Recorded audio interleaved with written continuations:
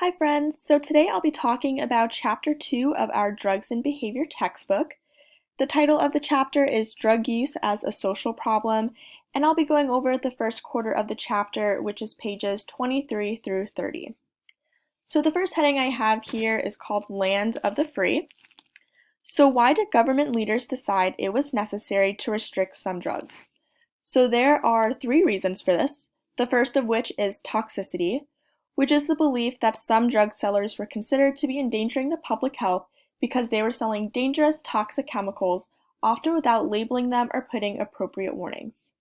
The next reason is dependence, as some sellers were seen as victimizing individuals and endangering their health by selling them habit-forming drugs, again without warnings. The last reason is crime, as drug users came to be seen as a threat to public safety, as people believed that quote-unquote drug-crazed individuals commit horrible violent crimes. So now I'll be talking more about toxicity, which was our first reason that I had listed up here. So the word toxic means poisonous, deadly, or dangerous. So the drugs in this textbook can be toxic if misused or abused. These drugs can interfere with normal functioning in a way that produces potentially dangerous consequences. So there are a couple different kinds of toxicity. However, I'll be talking about behavioral toxicity, which is toxicity resulting from behavioral effects of a drug. An example of this is when otherwise normal behaviors such as driving a car or swimming become dangerous when under the influence of alcohol. Next, I'll be talking about acute versus chronic. Acute is a condition that comes on suddenly, while chronic is a long-lasting condition. So acute effects of drugs result from a single administration of a drug or a direct result of the presence of the drug in the system at the time. An example of this is overdosing on a prescription painkiller, which can slow your respiratory rate as a result. An example of chronic effects of a drug result from long exposure and can be present whether or not the substance is in the system at a given point. An example of this is smoking cigarettes, as it can cause high blood pressure. The condition will always be there whether you're smoking cigarettes currently or not. Another example is when you drink large amounts of alcohol, it can cause neurological and liver damage. Again, the condition will always be there even if you stop drinking alcohol, so it's a long-term chronic effect of using that drug. Next, I'll be talking about the Drug Abuse Warning Network, also known as DAWN, which was set up by the US government to monitor the toxicity of drugs other than alcohol.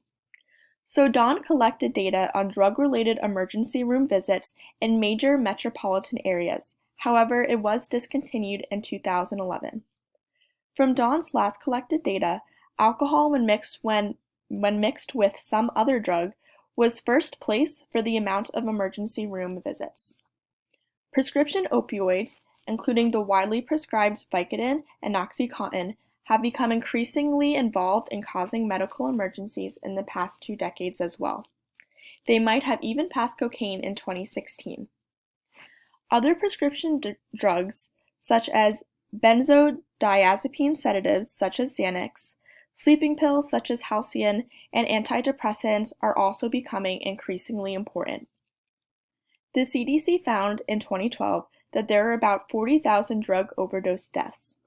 Out of those deaths, 39% of those involved prescription opioids. The next larger contributor was benzodiazepines, followed by heroin and cocaine. So that statistic was pretty surprising to me because I thought that heroin and cocaine would have been one of the largest contributors. However, it seems that prescription opioids and even benzodiazepines were more of a contributor to causing overdose deaths, which I just found that pretty surprising. So next I'll be talking about blood-borne diseases. So one specific toxicity concern for drug users who inject drugs is the potential for spreading blood-borne diseases. HIV, AIDS, and hepatitis B and C can all be transmitted through sharing needles. In the early 1990s, more than 50% of injecting drug users in New York City were found with HIV. However, these rates have reduced to just over 10% due to education programs and an aggressive syringe exchange program. So this type of drug-associated toxicity is not from the drug itself, but through the incidental sharing of needles, whether it's being injected intravenously or intramuscularly. So some states and cities make it illegal to obtain syringes without a prescription. Now this actually increases the likelihood that drug users will share needles. In response to this, syringe exchange programs were developed where new clean syringes are traded for used syringes. However, for a while, the U.S. Congress prohibited federal funds being used to support these programs because they believed it encouraged illegal drug use.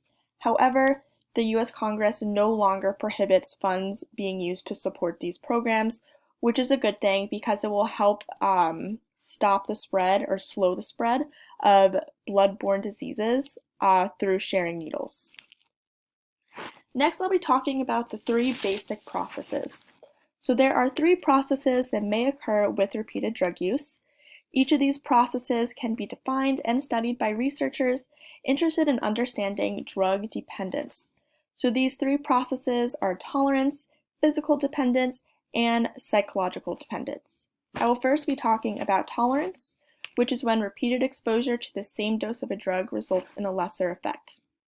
Tolerance, however, can be overcome by increasing the dose of the drug. So many drug addicts, they will build up a tolerance and they will start increasing the amount of the drug that they take each time, which is very commonly seen. The next process is physical dependence, which is defined by the occurrence of withdrawal syndrome. So when a person increases the amount of drug and takes it continuously for days or weeks, the body can experience symptoms once the body's drug levels drop. Withdrawal symptoms vary from one class of drugs to another. Common symptoms include chills, fever, diarrhea, runny nose, etc. So why does withdrawal syndrome occur? The drug initially disrupts the body's normal physiological balances. These imbalances are then detected by the nervous system. After repeated drug use, the body's normal regulatory mechanisms compensate for the presence of the drug. When the drug is suddenly removed, however, the compensating mechanisms produce an imbalance. Tolerance typically precedes physical dependence. An example of physical dependence is when heroin is first used, it slows intestinal movement and causes constipation. After constant heroin use, mechanisms in the body counteract this effect and get the intestines moving again, which is tolerance. If the heroin use is suddenly stopped, the compensating mechanisms produce too much intestinal motility. Therefore, diarrhea is one of the most reliable and dramatic heroin withdrawal symptoms. Then the last process is psychological dependence, otherwise known as behavioral dependence.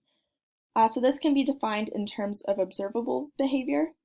It is indicated by the frequency of using a drug and the amount of times in drug-seeking behavior. It is often accompanied by reports of craving the drug and its effects. The concept of reinforcement can help understand physiological or psychological dependence.